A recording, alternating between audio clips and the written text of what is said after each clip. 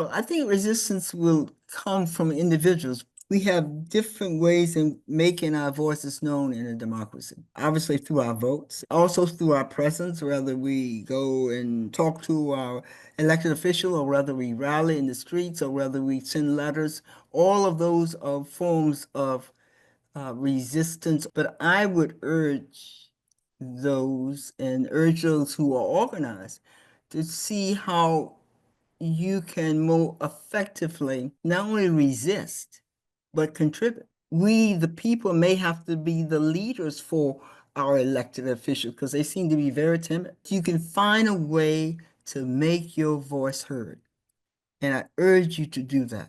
The force of the individual talent is greater when we work together. Can be soft in your approach, but strong in your ideals, okay? Soft in your conversation, but strong in the meanings of your statements, right? And it's designed to make us fearful. It's designed to make us weary. We are human. This vicious attack on civil rights, vicious attack on taking substantial benefits from people who have depended on that without any caring, without any regards of the effect that we haven't experienced that. If they can pick up that young lady for writing an op-ed, they can pick up other people. If they can go after law firms in the practice of their law, did what they are called to do and decide to practice and to defend or to prosecute somebody of the administration, the president in particular. And we're not far behind. We have to seek faith and resolve and have confidence in ourselves and have the peace within ourselves that we may be weary. We may have to accept the fact that we go forward in spite of being weary.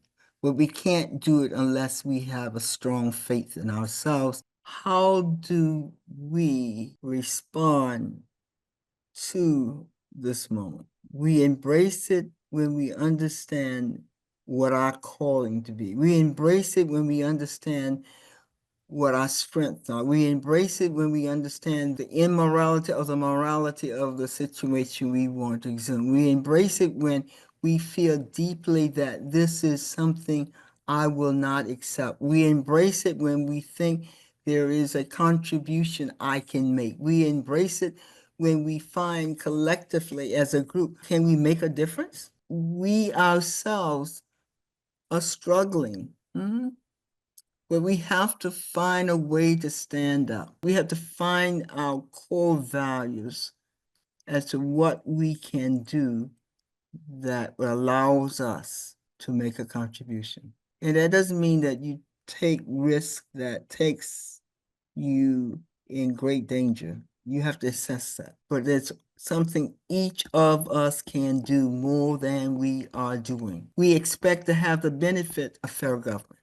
We expect to be able to enjoy the freedom of in a democracy, but it ain't free. If you expect those things, then you ought to protect those things, and it requires us to stand up. This is the time to stand up, to be seen, to be heard, and to be a part of an effort that makes this country better. It's made to be chaos, throwing everything at the wall.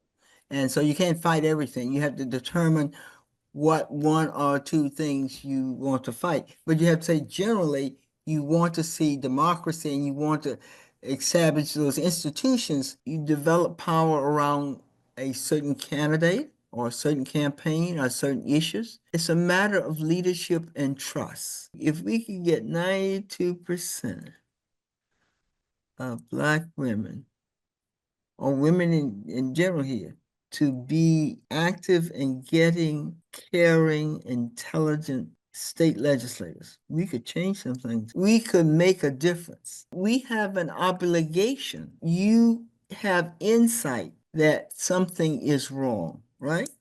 You're looking for resistance to what is wrong. So you have an obligation to provide leadership. All of this is standing up for democracy. I think we are understanding more and more what it means to have the we in democracy. And we includes all of the people, everybody, not just the leaders, because we are the leaders.